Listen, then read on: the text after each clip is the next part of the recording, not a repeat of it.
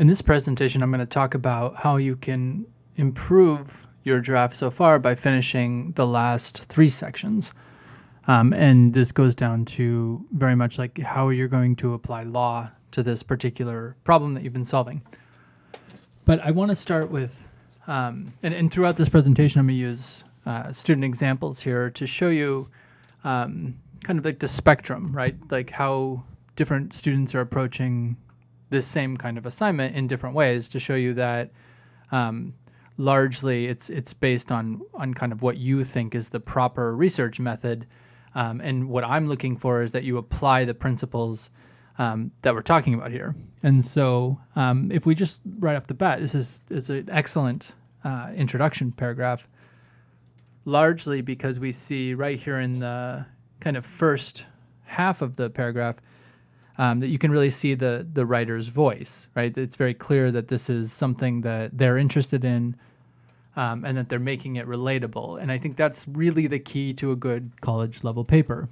And where a lot of students fail or don't do as well as they want to is because you're writing, like I kind of mentioned a few times, a book report. And that's not a college level type paper in most of the classes that you take. And so what we're looking here is for your investigation. This is an exploration of a topic that is interesting to you, so that should come out in the research itself.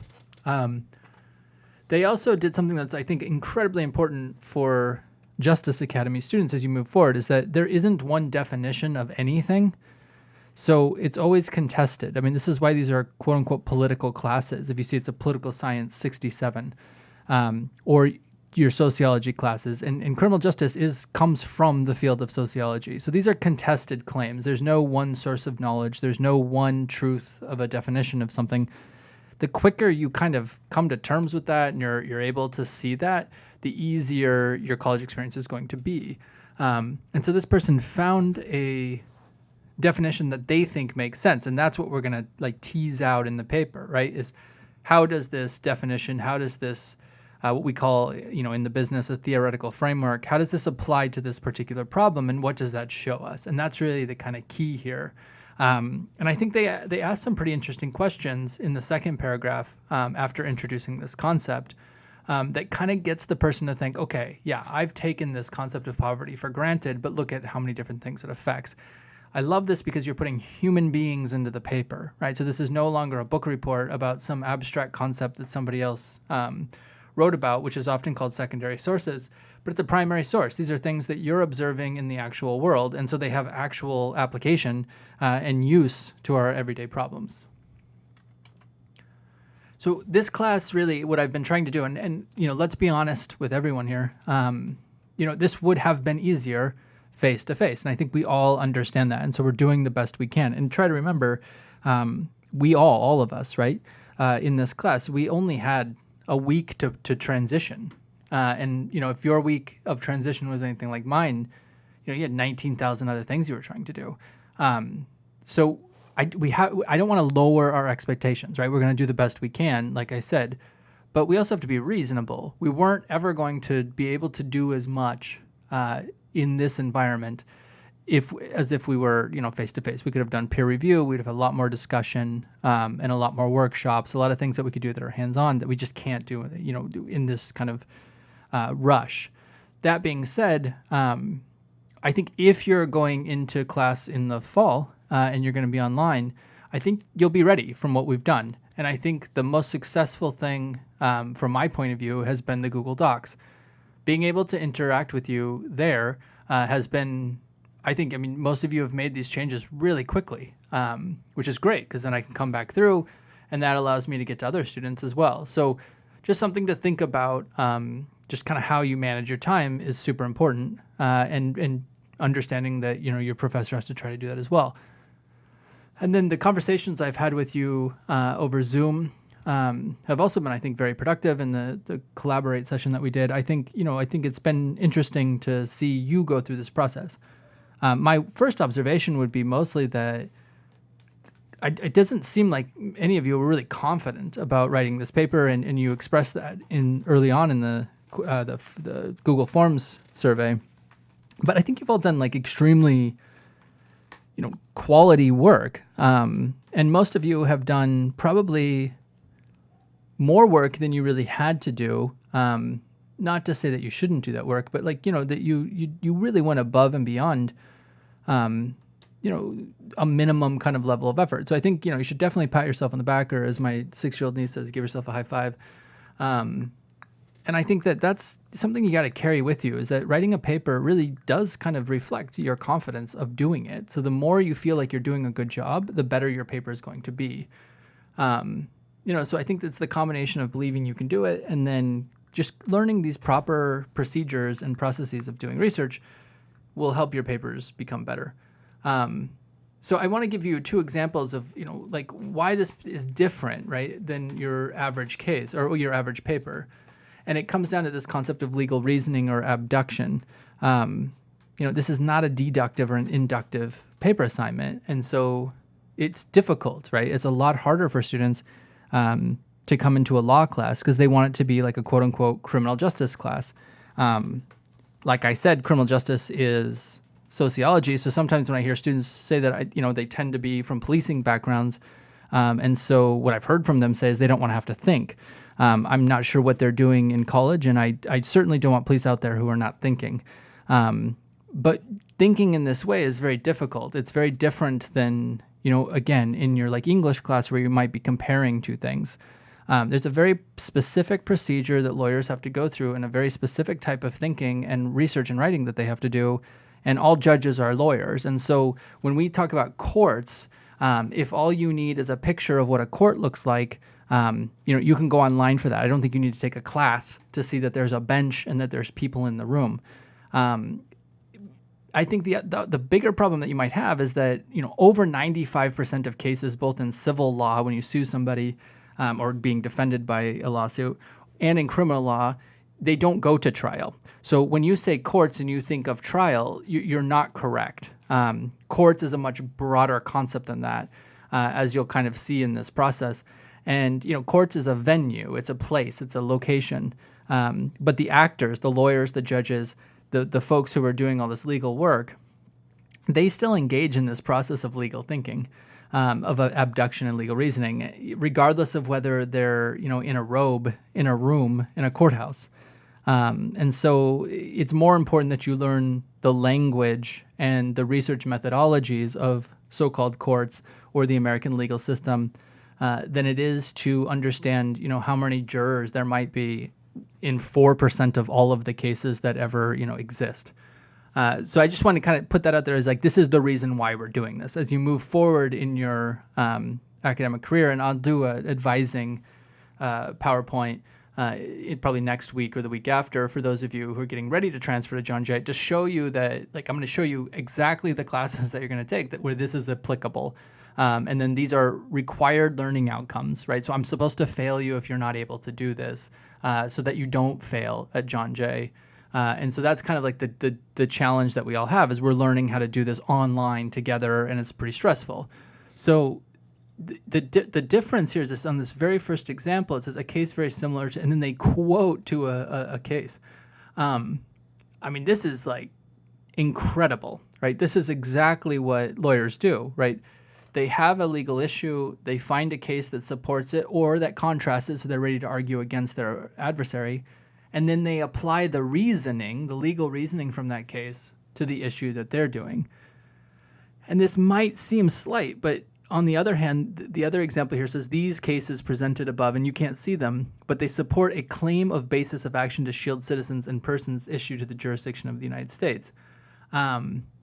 This is what we call conclusory, right? This person might have gotten this directly from the cases, but then the cases would have described all of these parts, right? So if you look back at the first example, I bolded it here, on an internet chat room. And that's the legal reasoning part. We're saying there's a similarity in the location of the incident, the location of the harm. That's what's similar, and that's what's going to be the legal issue. In this other example, it's more social science and less legal thinking. It's more about what is the generalization that you can make based on these broad categories. The problem is that's not admissible in court. That's not going to be an argument that lawyers or judges are going to buy because you're not explaining the legal reasoning. And that's like the big difference. So again, I mean, this is not dramatic. This is not a huge difference. This isn't like getting a math problem wrong. It's largely just about how you use your language, how you use your words, and how you structure the argument. It's just different than another class. So I put this bottom example in a sociology class. It might work, depending on the teacher and the assignment sheet, but it's not legal reasoning. And so let me get a little bit deeper into that next. So what I'm trying to get you to see is that if there's a harm, right? If you say that some injustice occurred, if you say that somebody's rights were affected, if you say that there's a problem in the world, then there's a legal right that goes to that. It goes with it. We call it a remedy in law. And so I cannot think of a single issue on the planet that doesn't have a legal right attached to it. Not in today's society, right? If I go into a more tribal-based society, I still might find those examples as you see in Basketball and the Key of Law. Like even in pickup games in basketball, people talk about their rights. People talk about this kind of constantly in every environment. So if there's a harm, there's a legal right. Now, it doesn't mean that the legal right is going to mean that you're going to win in a lawsuit. It doesn't mean that you're going to get Congress to pass a bill on behalf of you, right? These are human beings you have to convince, and they might not agree with you. They might not see it the same way you do. But that doesn't take away from the legal right that exists. So there could be social problems that can't be solved in the law, but the law is still going to be a part of it in this sense, right? It's going to be a tool that people can use if they want to. So if I were to compare it to something else, right? You can build a house with a hammer. You're certainly able to do that. But that doesn't mean that's going to be the best tool to use to build the house, right? You might want to build a house out of concrete, and so clearly a hammer is not going to be beneficial there. You might want to use, modern equipment like a drill. So you have lots of choices about what tool you use, and that's what law is, right? You might want to do a protest instead of a lawsuit, but you're still talking about a legal right as long as there's a harm. So then, I think a lot of students would say, like, so what, right? So I have a legal right. I've been harmed. So now what do I do? How come I'm not, getting any justice? Well, you got to think like a lawyer. And that's, the challenge here. And obviously, you're not going to think like a lawyer, right? In the sense that you're going to think exactly like a lawyer because you haven't gone through the 3 years of law school. You haven't passed the bar exam. You haven't, practiced. But you can start to see the difference between thinking like a lawyer and, say, thinking like a biologist or thinking like a sociologist or thinking like habit and routine, like most people, right?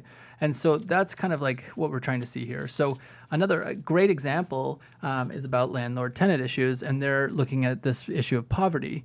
And so I highlighted it here as well, as the issue falls into the poverty category because the building conditions seem to be dirty and unsafe.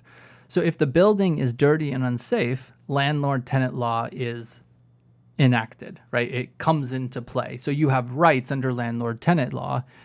If the building seems, right, you can make the argument that this building is unsafe and, dirty, right? If it's, especially in this pandemic kind of situation. So it doesn't mean that you're going to win at court, but it does mean that your rights are kind of activated, right? That there is this thing that exists in the world that you could use as a tool against your landlord or against another tenant. And this is what we mean by laws are used by social groups, right? People in different actors, right? They're in the same network, but they're different actors. They have different positionalities, and they have different kind of levels of empowerment. And so what we're looking here is just like, can you see this kind of give and pull or, give and take of the legal system, right? That there's multiple actors all trying to use law as a tool. And so now it's going to come down to like, how are you able to apply your evidence to your legal claim, to your legal right? And so that's where the 3 I's of law come in. So most people look at law and they say, they call it this abstract thing. They call it this almost like religious kind of experience, or they refer to it as an object. Like I go to the store and I get the law and then now I win. But in reality, we want to break the law up into 3 concepts. And the first one is the one I think you're most familiar with, but you tend to forget the different venues of law. And I've listed some here, right? So you've got the courts is the obvious place, right? You go to court and you use the law. Lawyers are lawyers because they're practicing law. Judges are former lawyers who are now hearing cases about the law. And then you've got the parties to the lawsuit, right? So law. Congress, on the other hand, is where all of this began, right? So Congress passes what are called bills, which are laws, and then that goes into this kind of mixture of what's called the common law, which is what judges make, and that existed before. It comes from England. It exists before the United States Constitution. You also have the United States Constitution as the rules, right? Almost like a chess game. These are the rules that the actors have to follow by. Then you have the Bill of Rights, which is to limit the abuse of the rules by the powerful, specifically the government actors. And then you have the judicial opinions that have come out of this that lay out kind of the very particular rules about the rules, or in a different presentation, I said the rules about the rules. And so you also have, this kind of back and forth between Congress and the courts and their interpretations of how to use the law within these institutions. At the same time, you also have institutions outside of the United States, and we call these conventions. And so this is when different countries come into agreements using laws, in international law and human rights law, which is what the United Nations Sustainability Goals are based out of, is out of the Universal Human Rights Law. And so different countries have made agreements with each other. And so those agreements also apply within those countries. And that's a complicated thing to understand at first. But I think you're starting to get the idea that if there's the same conditions of poverty in South Brooklyn as there are in parts of Mexico, then the same human rights law applies to both locations, regardless of which country they're in. And then you also want to think about colleges are an institution, and an institution where we learn about all sorts of different things. And maybe we should be learning more about law, more about our rights, more about these kind of the social rules and the things that the conventions and the kind of congressional acts and then these cases in courts. Maybe we should be learning more about that within college as an institution of knowledge. So then you want to think about, and I might add just briefly, is also you have rights as a student, and I have rights as a professor. I'm really toying with whether I should do a presentation on libel law and holding students accountable, suing them, and possibly bringing criminal charges against students who are libelous on Rate My Professor and who say things that are untrue.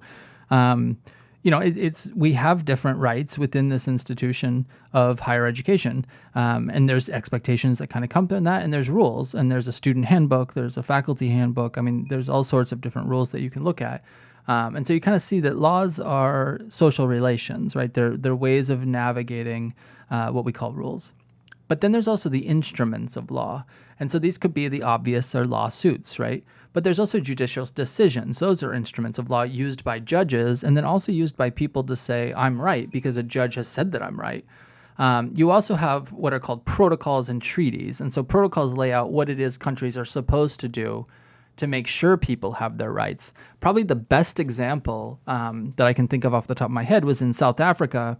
There was a case that made it to that so that folks in South Africa had a positive right, and you'll learn in a different class about negative rights, but they have a positive right to proactively get treatment for AIDS, for HIV infection ahead of time from the government. And the government had a duty to provide this to people. And so that if they didn't, right, then you could bring a lawsuit against the government.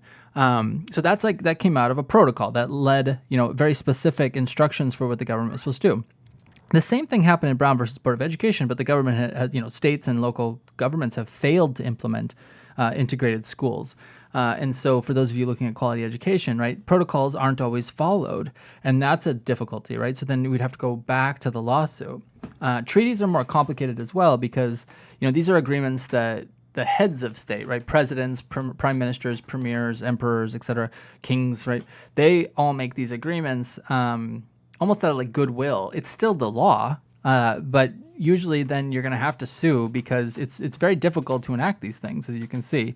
And so the courts are going to have to decide, is this government capable of doing this thing? And then if so, what is the least harmful way of doing it? There's also then agreements that people come into, contracts, non-binding agreements, verbal agreements. I mean, all sorts of different agreements that people come into about what their expectations are. And so you use that as your instrument of law there. There's bills, as I mentioned already, but there's also lobbying and pressure that you can put on through public organizing as an instrument of rights, right, of an instrument of law. And so one of my professors wrote a book called Right at Work, and this looks at how women in particular in the 60s and 70s used the concept of equal rights in the 14th Amendment to push for rights at work, right? And so they didn't win all the way, but they got a lot of different things from that process. And what probably most importantly is they learned about what law was. And then finally, there's the ideologies. And these, this is probably the hardest part, but it's the most interesting for me to study because these things are based out of cultural, historical, they're based in groups, right? And it also is based on what your identity is. Do you see yourself as a change agent, or do you see yourself as an object to be used like a pawn? And the point here is that, knowledge of the law equals power, right? It equals your ability to be an agent of change. If you don't know what the rules are, if you don't know the 3 I's of law, if you don't know, how to access a venue, then you're going to feel powerless in a situation, and you're not going to understand what law is, and it's very likely going to be used against you. So I thought this example you see here is such a great example of somebody who sees very clearly that we can implement a plan, right? We as humans can improve quality education, and that, the people that we want to have on board are the Senate, the House of Representatives, and the President, because they've made these national education policies for the last 30 years. And these have affected you pretty, concretely. And so you see that you can make the choice. You could sue, but you could also pressure Congress. You could also pressure your local government. You could pressure Mayor de Blasio to enforce your rights to a quality education. Now, when we think about legal evidence, we have to think about the process, right? So how to bring a claim, which we call procedure. There's also the actual human beings who are using language and action. So that's the content of the law. You want to think about argumentation. How are you presenting this information? Are you following legal reasoning? Are you using abduction? Are you comparing it to similar cases? Are you making a very concrete solution that's going to be based in common sense that people are going to be able to use under a universal sense of justice? And then is this a very particular kind of justice? Does this apply in this case, but it probably wouldn't apply in some other case? And did you make that point? So if we look here, I kind of showed this person in their paper I wrote, you can think about why Congress would be a better choice than bringing a lawsuit. And that's really getting at the procedure and the content, right? If the process of getting into court is going to be too difficult, and that's what I was trying to get you to see from the Scott versus Sanford case. Let's say you said, I want to make sure that DACA students receive financial aid, undocumented students receive financial aid to go to college. A lawsuit might be difficult based on the Scott versus Sanford standing criteria, right? They very clearly said in that case, and it hasn't been overturned by court since, that if you don't have citizenship, then you cannot get the rights of a citizen. And so even though the 14th Amendment defined citizenship and provided 14th Amendment protections for all persons, there has not been a case yet that has extended the right to sue to undocumented immigrants in college. There is a case in Texas that has extended the right to education to undocumented children, but that has not yet, right? You'd need to use abduction to argue that should be also extended to college kids. The other issue that you want to think about is what I write here too, is this is a learning outcome that's really important in class, is that relative terms would consider those individuals in relation to their economic status compared to other people in society. Someone would be considered poor if they fall below the standards of living that is looked at in a societal context. So in other words, right, I might feel poor, but society, right, the social norms, the kind of give and take that we've made comes out in the federal guidelines on poverty. There's a description of what poverty is. So if we're above that description, we might feel poor. We might not be able to pay our bills. We might be housing insecure. We might not feel like we have much of a future, but we have been defined by society as being middle class. And so we would not have the same rights as somebody who's been defined as underneath this poverty guideline. And so the law has kind of set up a pretty arbitrary, table there. And so your job, if you were trying to fight this in court or you're trying to get a bill, is to change that language and use different rights-based language to include more people. In your conclusion, right, you really need to start talking about you. And this student did a great job, basically because they're really bringing in their perspective. This is about what they would do. They talk to people who they know. It's not this like way out there, somebody might do something about this someday. That somebody has to be you. And so that's the part I'm going to be working on my latest draft is now I'll be adding my part. I do this last. I mean, I think this is probably the hardest part. You gather a bunch of information about this thing you didn't know very much about. You hear multiple perspectives on the issue from different actors within this network of people who care about it and are affected by it. You start to analyze that information. I suggested putting it in a table. Seems like most of you are doing that. It makes it a little bit more manageable to see what am I actually studying here. You make some conclusions based on that by comparing and contrasting it. You use the legal research method that I've given you to say, okay, is there a legal claim here? If there's a harm, then there's a right. So how am I going to argue this? Is this going to be in Congress? Is this going to be in the courts? Then when you get to the end, you think, okay, what do I have to do with this? Where do I fit in here? What part do I play in this actor network? So you want to think about, like, once you go from you, well, think about your friends, your family, the college institution, right? That these are perfect places to be agents of change with people who are going to help you, who might see things the same way that you do, and who are like geographically close to you, and so they can help you deal with the problem. And some students might think, well, but I'm looking at Nigeria, I'm looking at South Mexico. There are people from Nigeria and people from South Mexico here in New York City.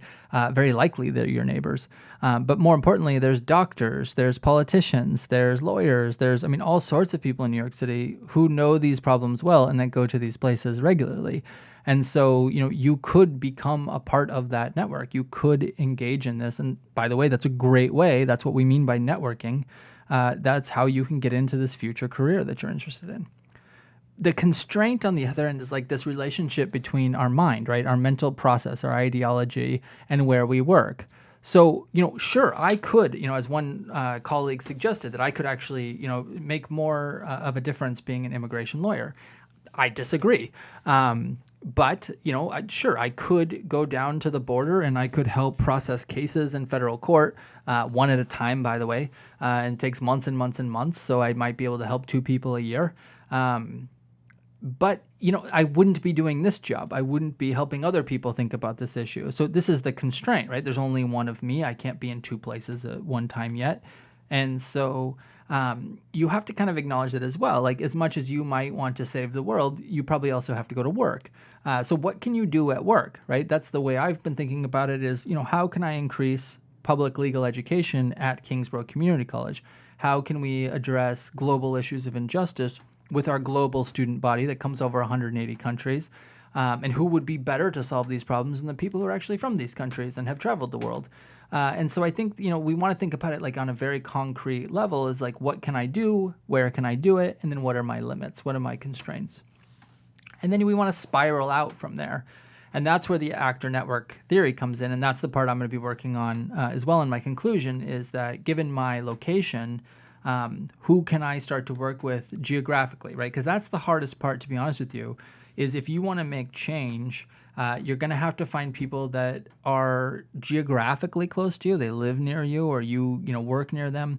Or if you can try to figure out on the internet, close to you in the sense that you're going to interact with each other probably once a day or maybe, every other day at the least. But if it's only somebody you're going to see, as a Facebook friend, they're probably not a realistic place to make solutions, right? I don't see much going on going from Facebook to the real world. And then I think you got to think it takes a village of legal knowledge, action, and people to make change. It's not going to be you by yourself. It's not going to be some other person. It's not going to be, quote unquote, the government, right? You're going to have to be very specific. Like the government didn't deal with the COVID-19 crisis. Governor Cuomo delegated his authority to different people. And so you see now it's pretty easy. You see on TV, there's a line of people, right? Donald Trump has done the same thing. He had his cabinet meeting yesterday. So it's not the government, it's these people. They're the ones who are responsible, who do things well and do things wrong. These are people we would sue or throw in jail for failing to solve these problems because it is their job. As I asked a professor friend of mine a couple days ago, he was saying that he felt really bad about these people who want, they're protesting and they want to go out because there's no constitutional right for people to be forced to stay inside. I'm not so sure, right? I think it's an open-ended question.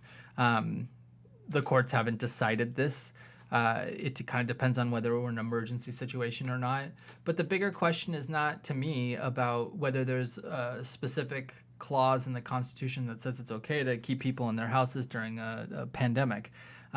What's more what I think is important to think about here is something that what is it that we have government for? Why have laws? What's the purpose? Oftentimes students say, we don't want to have chaos. So I'm not really sure what that means.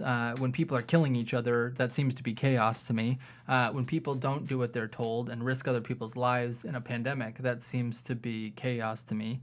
When people are shooting unarmed people, that seems to be chaos to me. So government and laws haven't stopped any of those things. So we're really talking about kind of human beings here, and human beings have to work together. It's not abstract terms that do this. So it's really about what social arrangement do we want if the Constitution isn't capable of solving this problem on its own, and the way that people are interpreting it seems to make it even harder to actually solve the problem. And then I want to just kind of bring it back to this idea is humans are not illegal, right? Humans do acts. They behave in ways that might be deviant, and it might be deemed illegal behavior in a court of law. But you can't make that distinction before you've gone to court, before you've gone through the legal abduction process, before you've made these claims. Otherwise, you're labeling people and you're concluding, right? Like I said in the earlier case, that's conclusory. You're saying you know the law, but you're not a lawyer and you're not a judge, and no one has actually thought about this and applied legal reasoning to it. Sadly, this is happening more and more and more, where people just kind of seem to say whatever they want, and it's not based in any kind of reality. It's not based in facts. It's not based in legal reasoning. It's just because I said it. Personally, I would kind of put the blame on this kind of therapeutic society we live on, where everybody kind of gets to do whatever they want, and it's okay. You should feel better about yourself.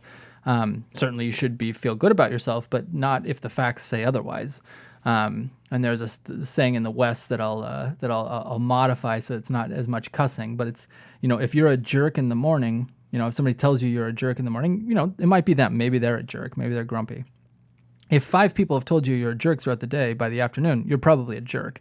So it doesn't really matter what you believe. If the social relations around you and the rules, apply to you, but you don't think they apply to you, it doesn't matter that you just invoke the Constitution or you invoke, I have a right. It's really, no, you only have a right within the construct of other people. And so it is chaos if everybody doesn't kind of agree on the rights for some extended period of time. So in my latest rough draft in D, E, and F, I'm really trying to bring this, forward. So I'm trying to make this argument here that, the government has these things they're supposed to do under the law, whether it's the preamble to the United States Constitution, the general welfare clause of Article 1, Section 8, whether it's the 14th Amendment, whether it's their own behavior, like they've tried to do this, with Homeland Security and the War on Terror. But what they're doing is causing harm that can be measured, and specifically can be measured in the damage to property. It can be measured in lost economic opportunities and future wages, and it can be measured in excessive cost to migrants who are not adequately prepared. And so these are harms that have legal rights. So I say, it's arguable that all persons, as defined in the 14th Amendment, are entitled to sue in federal court if they currently reside in New York City and were affected by the things that I'm alleging. And so, again, this is to get us into court. We can let the lawyers and the judges decide whether there's a legal precedent for this, whether stare decisis applies. But we can't conclude that before we start the process. So we either want to pressure the government through Congress or the president, our mayor or governor, or we have to bring a lawsuit or threaten to bring a lawsuit, or we have to publicly organize. And so what I do here is I say both of these cases support a cause of action. And so we could bring this in federal court. In my paper on the website, you can click and you can get access to the federal court. And lots of resources there. You can apply that to your own paper if you decide that you think a lawsuit would be the right remedy for your injustice. And then I give specific agencies, the Department of Defense and the Environmental Protection Agency and Congress are equipped to solve the problem of homelessness, migration, and climate change. They can do it. They have the authority to do it. They have agencies with lots of smart people or allegedly smart people who should be doing it. And so why aren't they doing it? And if they don't do it, then that's negligence and we should be able to sue. However, as I kind of clearly say, right, like the problem is that according to the law and what people think about the law, human rights law, 14th Amendment, people talk about the ideology of equal rights, or in legal research, we call it the myth of rights. People believe in universal justice, jurisdiction, sovereignty, all these things you've learned about in your Intro to Criminal Justice class. But what do these things mean, right? These are big, broad, empty descriptions of nothing. And so unless human beings actually apply these things in real life, then they don't have any meaning. So if they're not doing it, then I think we could sue in civil court. We could sue for money. We could sue for damages. We could get what's called an injunction to make the government respond. But we might consider that, it's clear that migration, climate change, and homelessness have gotten worse since the trillions of dollars spent in the Iraq War that then rippled throughout the Middle East and throughout much of the world. And kind of set everything in motion for this instability leading to the financial collapse in 2008 and then now the upcoming financial collapse, that the government has really put much more emphasis in this country on defending, what I would call an invisible enemy of terrorism, to use Donald Trump's language, because they never seem to find the people that they're trying to stop in order for this war to be over. They clearly didn't find them in Iraq. And so, you could start to think about this on a criminal nature then and say, maybe this is not negligence, but this is willful and malicious behavior that would lead to the level of criminal law. And there are international courts of justice that we could bring charges against individuals for violations of the Geneva Convention if we are in fact calling these wars. And I think if Donald Trump might want to be careful if he's calling this a war on COVID-19, a war on the invisible enemy, as he keeps saying. Well, then the war crimes law applies if you're talking about a war, especially in his rhetoric against China. China has the right to defend itself in court. And so you kind of see how this works out. Now, how does this apply to students and ordinary folks? Unfortunately, as we saw in CSI Science as wishful thinking, most people get their ideas about law from, two places. One is their everyday experience, and then the other one is from the internet, from news media, and from, TV programming, and, and sometimes in pop culture like music. But, the whole point of that article is that, it's wrong, and it's wrong because it's entertainment. It's not intended to be correct information. These aren't legal scholars. These aren't lawyers and judges giving you information about the law. These are entertainers. And so, when people use terms like illegals, I've already said there's no such thing in law as an illegal human, and yet it is unbelievable how often these terms are used. Caravans, right, which is a ridiculous term. Terror, which means absolutely nothing. Again, even property is incredibly hard to define. These are not helpful. This is not helpful legal language to use, and so you're never going to find a solution to these problems because these things they're not real. Same thing with borders, right? It's nothing any worse than the idea of a border, right? Well, what are you talking about? So then on the other hand, right, these didn't go through any kind of democratic legal process. Nobody has agreed to what these terms mean. That's why they don't mean anything. Or they only mean what you want them to mean or what some other person wants them to mean. Well, that's not the law, right? Law is supposed to be predictable and stable as a tool. If it can just mean whatever you want it to mean, then this isn't what we mean by justice.